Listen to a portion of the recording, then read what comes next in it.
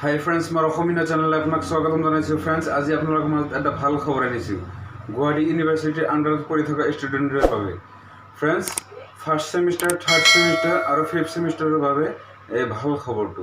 Friends, আপোনালোকৰ পৰীক্ষা অতি সোনকালে পতা হ'ব আৰু এই পৰীক্ষাৰ বিষয়ে নটিছ প্ৰদান কৰিছে গুৱাহাটী ইউনিভাৰ্চিটিৰ ফালৰ পৰা। তো ফ্ৰেণ্ডছ, মই আপোনালোকক সবিশেষ দেখুৱাই দি আছোঁ। আপোনালোকৰ যিটো পৰীক্ষা আছে, ফাইনেল পৰীক্ষা, ফাৰ্ষ্ট ছেমিষ্টাৰ, থাৰ্ড ছেমিষ্টাৰ আৰু ফিফ্থ ছেমিষ্টাৰ, এই পৰীক্ষাসমূহ ডেট নিৰ্ধাৰণ কৰি দিয়া হৈছে আৰু কোন তাৰিখৰ পৰা পতা হ'ব সেইটো মই আপোনালোকক দেখুৱাই দি আছোঁ। তো ফ্ৰেণ্ডছ, মনোযোগেৰে ভিডিঅ'টো চাই থাকক।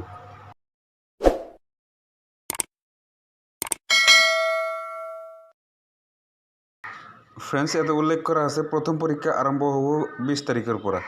ফ্ৰেণ্ডছ, মই আপোনালোকক দেখুৱাই দি আছোঁ। ইয়াতে ফাৰ্ষ্ট পৰীক্ষাটো হ'ব মঙলবাৰ দিনা, ছ'চিয়লজি 5.1 আৰু ইনষ্ট্ৰুমেণ্টেশ্যন এইটো হ'ব আগবেলা, আৰু পিছবেলা পৰীক্ষা অনুষ্ঠিত হ'ব ছ'চিয়লজি 5.2।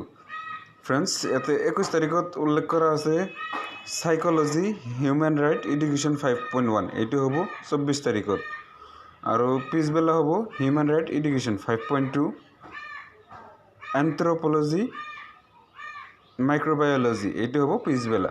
তো ফ্ৰেণ্ডছ, ইয়াতে ক'বলৈ গ'লে বহু সময় লাগিব। আপোনালোকক মই আৰ্টছৰ বিষয়ে কৈ দিছোঁ, কোনদিনা পৰীক্ষা আছে।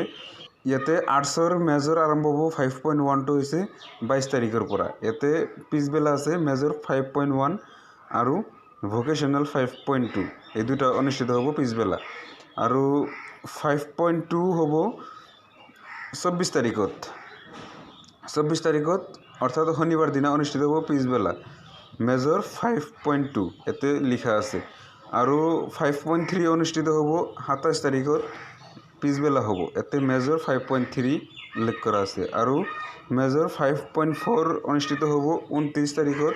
ইয়াতে পিছবেলা অনুষ্ঠিত হ'ব পৰীক্ষাটো, ইয়াতে 5.4 মেজৰটো, আৰু 5.5টো হ'ব 3 তাৰিখত অৰ্থাৎ সোমবাৰ দিনা, ইয়াতে মেজৰ 5.5।